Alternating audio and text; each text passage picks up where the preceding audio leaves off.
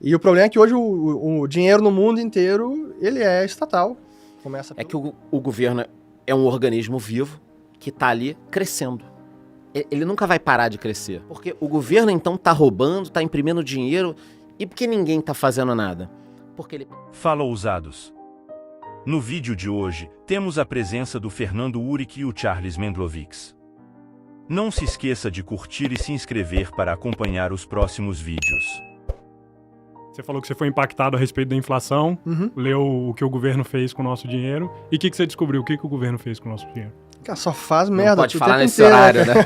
Pi, pi, pi. Faz um barulhinho.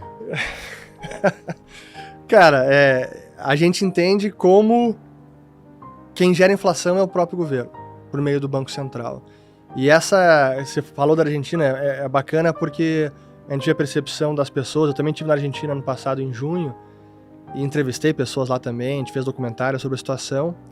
E não entender a real causa da inflação leva você a identificar o culpado errado. É o empresário, é a ganância, o cara tá remarcando o preço que ele quer ganhar mais. Ele é o culpado, pô, ele que tá lá remarcando os preços.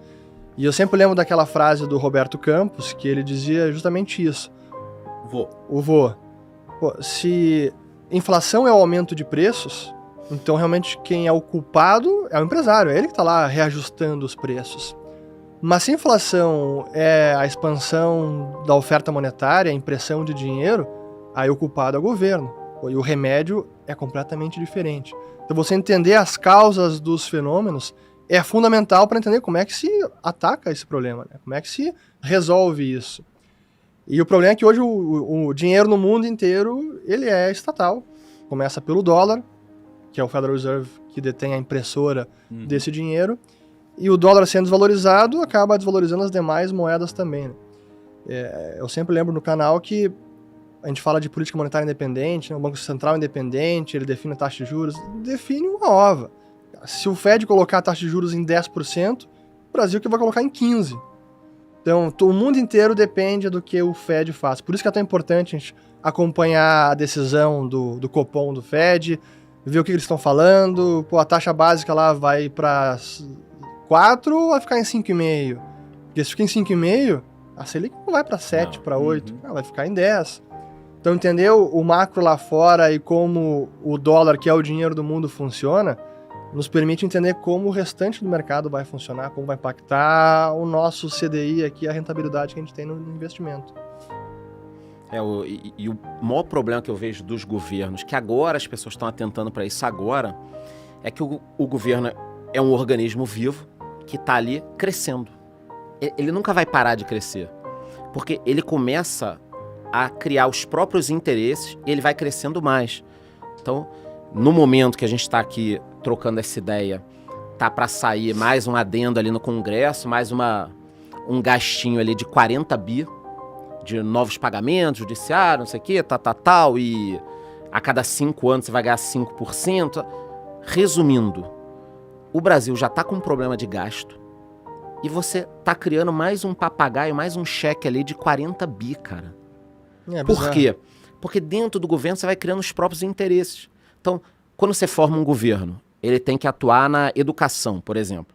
Só que ao invés do Brasil criar uma série de escolas, pagar os professores e ter uma estrutura, você cria um ministério. Esse ministério vai criar uma série de cargos. Esses cargos vão começar a lutar, não pela educação, pela melhoria do seu trabalho e da sua renda. Então, o Brasil hoje, assim como os demais países, é um local onde você tem um Estado que só vai crescer, porque todo mundo que está ali dentro quer mais, quer mais, quer mais. E aí, de repente, tem alguém assistindo a gente falando, tá, mas muda o assunto, porque isso não impacta nada a minha vida. Cara, essa é a coisa que mais impacta a tua vida agora. Eu já estudava isso muito, mas o primeiro momento que me chocou de vida real foi quando teve aquela crise da Grécia, que a turma abria lá os números, a delegacia tinha 1 carro e 18 motoristas, sabe? Era uma coisa louca do Estado, com gente pra cacete, se todo mundo fosse trabalhar não dava.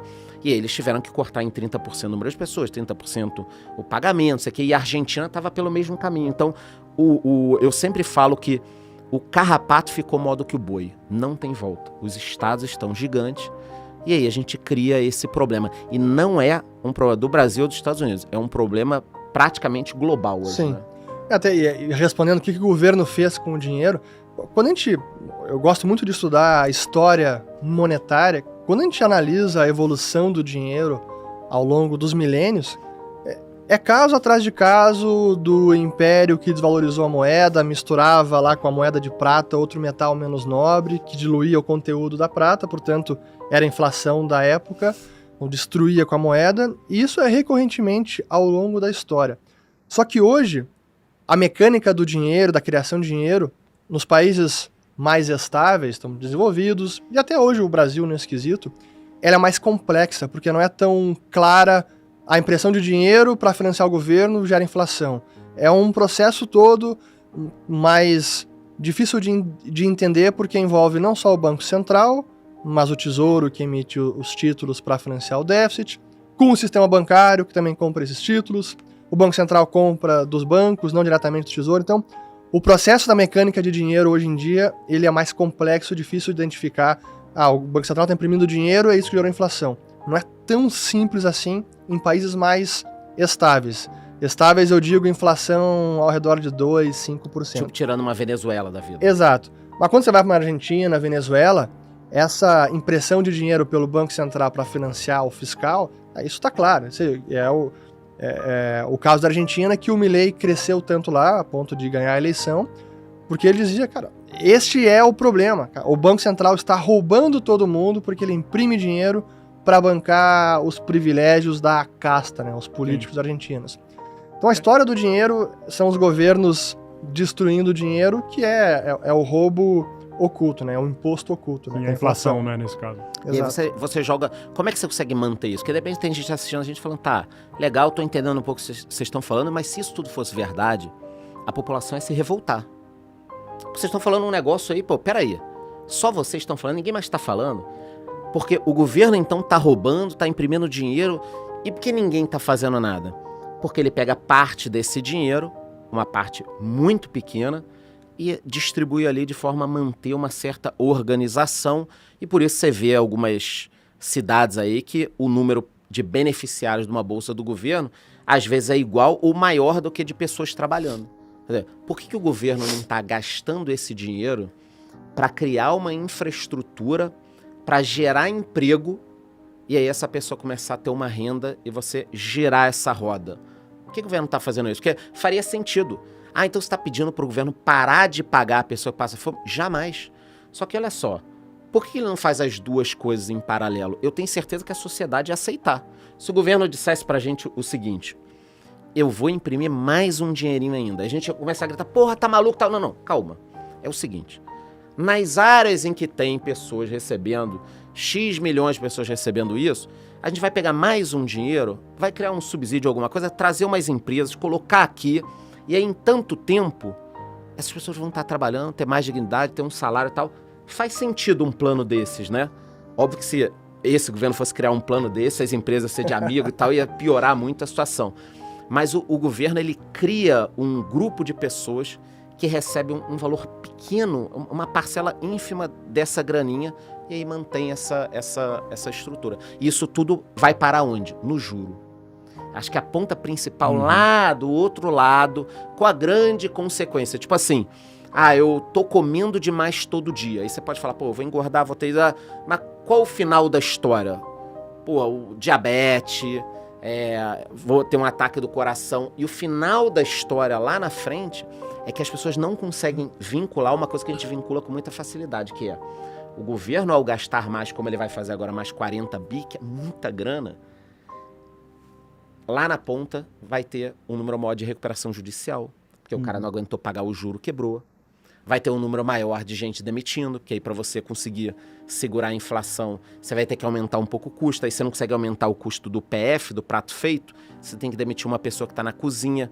Então, o Uris também, a gente consegue vincular totalmente essa cagada com a ponta. As pessoas não vinculam, porque ao longo da esteira aqui, tem um bando de gente contando uma história diferente. Então o Uris está falando aqui agora que imprimir dinheiro é ruim. Vai ter gente pegando esse corte dele e explicando, olha o que esse cara falou, imprimir dinheiro é ruim. Na Coreia do Norte, por exemplo, ele imprime dinheiro e é ótimo, a população inteira adora.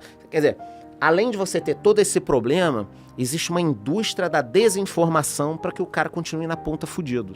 É bizarro. E realmente como o Charles comentou, se o governo é o grande gastador e que precisa financiar este buraco fiscal, arrecada menos do que gasta, ele está sugando a poupança nacional. E quanto mais ele gasta, maior essa necessidade de se endividar, maior vai ser a taxa de juros.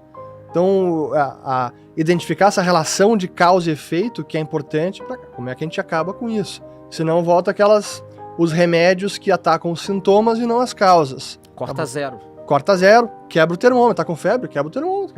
Vai resolver a febre. Mas qual é a causa da febre, cara? Então, no caso dos juros... Tem gente boa quebrando o termômetro. Porra, o tempo inteiro. Mas o caso do juro, não, é a ganância dos banqueiros. Por que o empréstimo é caro? Os caras estão querendo cobrar mais.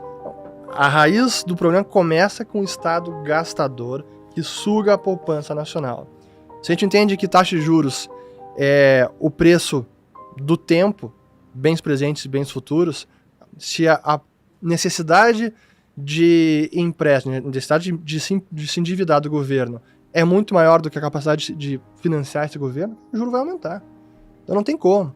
E achar que simplesmente na canetada, não, agora vamos tabelar então o cartão de crédito vai ser menos, o empréstimo do financiamento imobiliário vai ser menos, cara. Isso gera consequências. Há 5 mil anos tentam tabelamento, né? Há 5 mil anos. E na verdade os sintomas, isso causa um efeito adverso, né? Porque a gente viveu isso lá no final do Lula 2 e o Dilma 1, porque você tira totalmente a capacidade da Selic impactar a economia, né? Porque quando você subsidia uma cacetada de juros, né? Uma cacetada de maneiras de financiamento, não importa se a Selic sobe ou cai, só impacta a ponta final ali, que vai ficar mais caro pegar um empréstimo, mas as grandes empresas, as empresas que acabam tendo um outro caminho, né?